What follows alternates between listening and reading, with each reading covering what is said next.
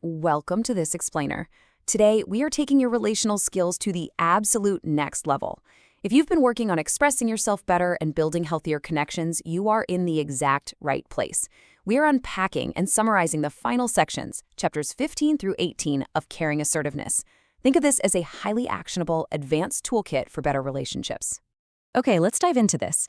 Are you truly asserting yourself, or are you just making noise? It's a tough question, right? Because true assertiveness isn't just about speaking your mind loudly or steamrolling until you get your way. It is really about connection, respecting others, and achieving mutual understanding.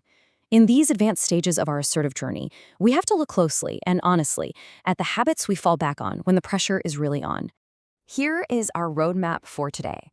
We're covering 4 distinct tools to unlock better relationships. 1. The power of listening. 2. Navigating challenging situations. 3. The caring candor window. And 4. Continuing your assertive journey. All right, part 1, the power of listening, building the foundation. Before we can effectively assert ourselves externally, we actually have to master the internal art of listening. Think about it. When someone is talking to you, what is literally happening inside your head? Are you actively seeking true understanding, or are you just waiting for your turn to speak? The source highlights that our minds easily drift away from the speaker. Instead, we default to formulating what to say next, or rushing in to give unprompted advice or correction. True assertive communication requires us to break that bad habit. We have to actively step into the other person's reality first. So, the crucial point is this deceptively simple directive: listening before answering. I know, it sounds incredibly simple, but as the text points out, doing it consistently is immensely difficult. Think about how much we appreciate it when others truly, deeply listen to us without interrupting or judging. Well, assertive listening offers that exact same respect and space to others.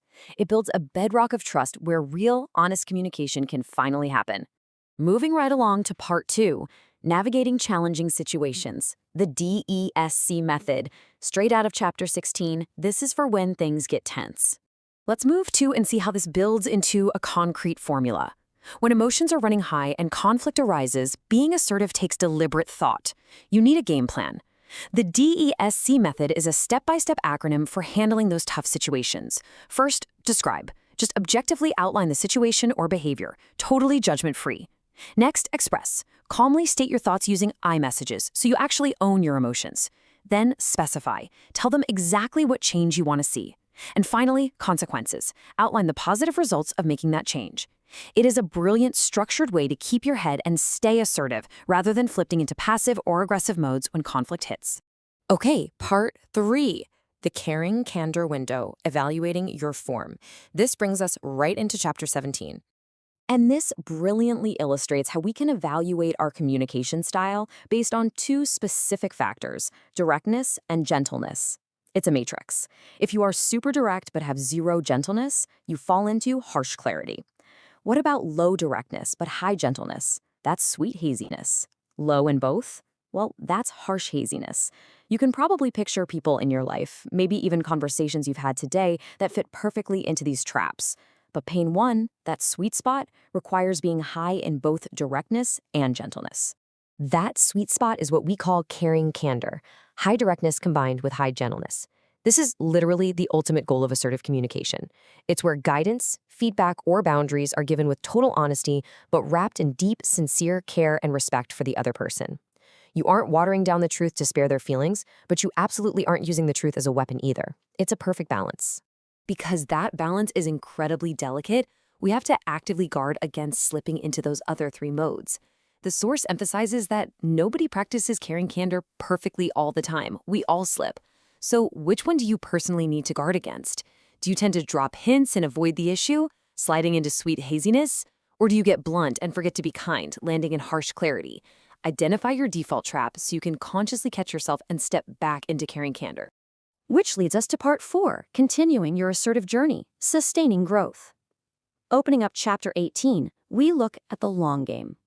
Now, what's really interesting about this slide is it acknowledges that nobody is perfectly assertive all the time. It's a lifelong practice.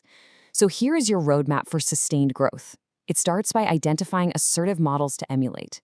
The text actually highlights biblical figures like Simon Peter, who evolved all the way from wild aggression, like literally cutting off a servant's ear, and fearful passivity, denying he even knew Jesus, into a highly focused, assertive leader.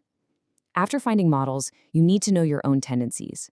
Practice as necessary, stay the course, get help from others, evaluate your efforts, and hey, celebrate your successes. It's a journey of continuous refinement, and you really have to give yourself some grace along the way. So, as we wrap up this explainer on chapters 15 through 18, I want to leave you with a sticky question to spark some personal introspection. Which pane of the caring candor window will you try to step into tomorrow? Are you going to consciously bring both high directness and high gentleness to your conversations? Take this advanced toolkit, apply it immediately, and watch how it transforms your relationships. Thanks for learning with me today, and keep practicing.